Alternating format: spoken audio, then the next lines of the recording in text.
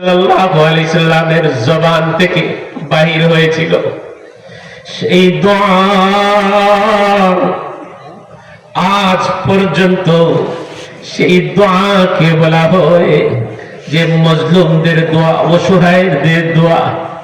আল্লাহর হাবিব আকাশের দিকে হাত উঠাইয়া বলেন, আল্লাহ আল্লাহ, তোমার এক অসহায় বান্দা বড় আশা নিয়ে তাইফের জমিন ও আল্লাহ দ্বীনের দাওয়াত নিয়ে আগমন করলাম।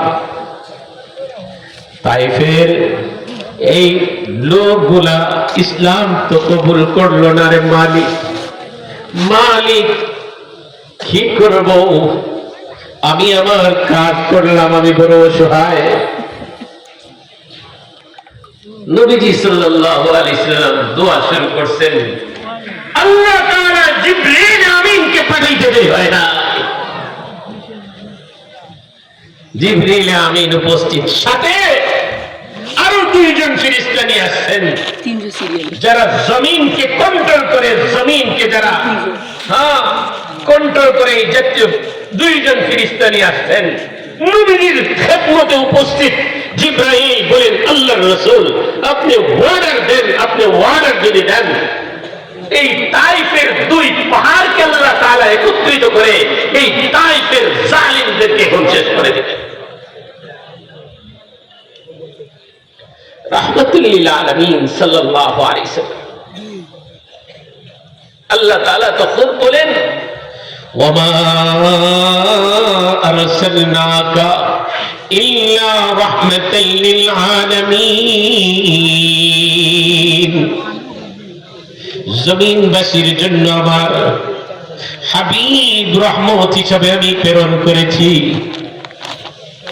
রাহমাতুল লিল আলামিন হাত উঠাইয়া দোয়া করতেছেন, আল্লাহুম্মা আল্লাহুম্মা হদিনি কওমি। ও জিবরাইল, আমি চাই না ওই ফেরেশতাদেরকে বলবো যে দুই পাহাড়কে তুমি একত্রিত করে এদেরকে পানিশমেন্ট দাও।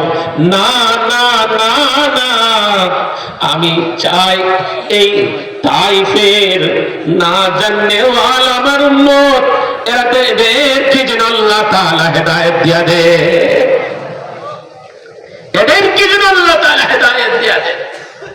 বলেন তো দেখি, নবীজি পাথরের আঘাত খেয়ে নবীজি সাল্লাল্লাহু আলাইহি সাল্লাম রক্তাক্ত হয়ে নবীজি সাল্লাল্লাহু আলাইহি সাল্লাম গাল সহ্য করে বদদুয়া করছেন না দোয়া করছেন?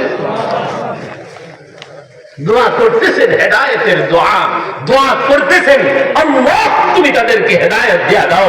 আল্লাহ এরা যদি এদেরকে যদি তুমি মেরে ফেলো, কার কাছে আমি দ্বীনের দাওয়াত দিব?